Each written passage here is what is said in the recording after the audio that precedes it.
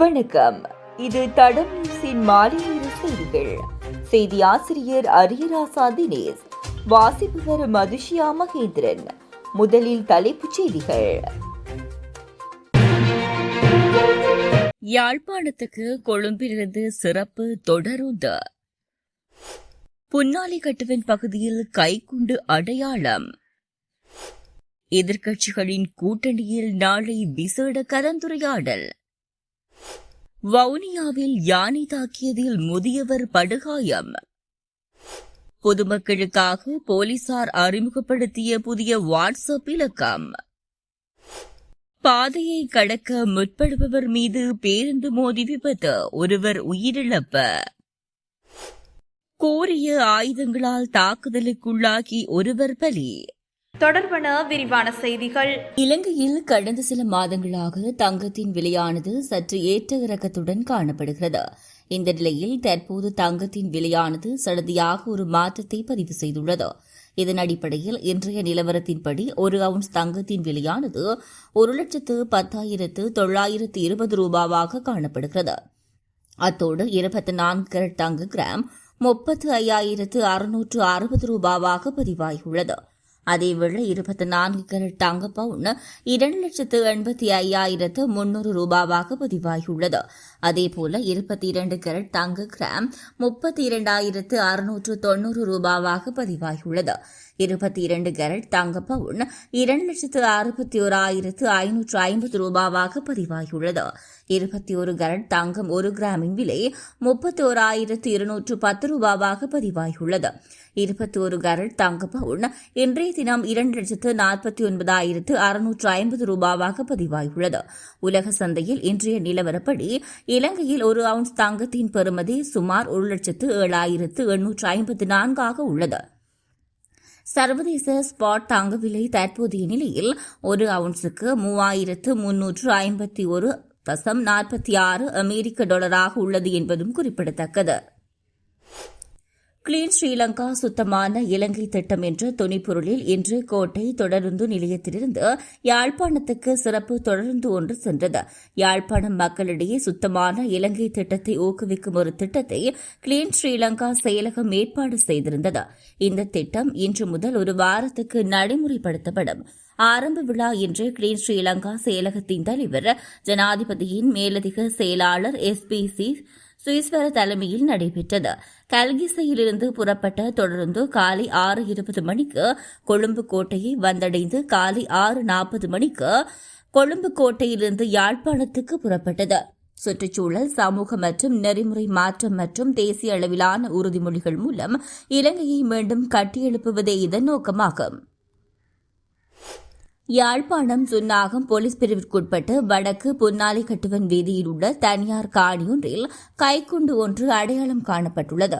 குறித்த காணியானது 1990ஆம் ஆண்டிலிருந்து 2015ஆம் ஆண்டு வரை ராணுவ கட்டுப்பாட்டில் காணப்பட்டுள்ளது. இந்த நிலையில் குறித்த காணியை நேற்றைய தினம் சுத்தம் செய்தவழி கைக்குண்டு இருப்பது அவதானிக்கப்பட்டது. இது குறித்து சுன்னாகம் போலீசாருக்கு தெரியப்படுத்தப்பட்டது. சுன்னாகம் போலீசார் விடயத்தை மல்லாகம் நீதிமன்றத்தின் கவனத்துக்கு கொண்டு சென்ற நிலையில் குறித்த குண்டை மீட்டு செயலிழக்க விசேட அதிரடிப்படையினருக்கு நீதிமன்றத்தால் உத்தரவிடப்பட்டுள்ளது. முன்னாள் அமைச்சர் GL பீரிஸ் தலைமையில் எதிர்க்கட்சி அரசியல் கட்சிகளின் கூட்டணியில் நாளைய தினம் விசேட கலந்துரையாடல் ஒன்று நடத்த திட்டமிடப்பட்டுள்ளதாக அரசியல் வட்டாரங்கள் தெரிவித்துள்ளன.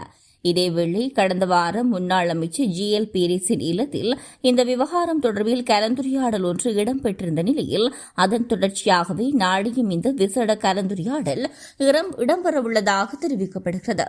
எதிர்க்கட்சி அரசியல் கட்சிகளிடையே ஒற்றுமை ஏற்படுத்தும் நோக்கிலே இந்த கலந்துரையாடல் நடத்த திட்டமிட்டுள்ளதாகவும் அரசாங்கத்துக்கு நேரடியாக சவால் விடும் நோக்கத்துடன் கூட்டணியை உருவாக்க இந்த கலந்துரையாடல் பயன்படுத்தப்படாது என்றும் எதிர்க்கட்சி அரசியல் பிரதிநிதிகள் தெரிவித்தனர்.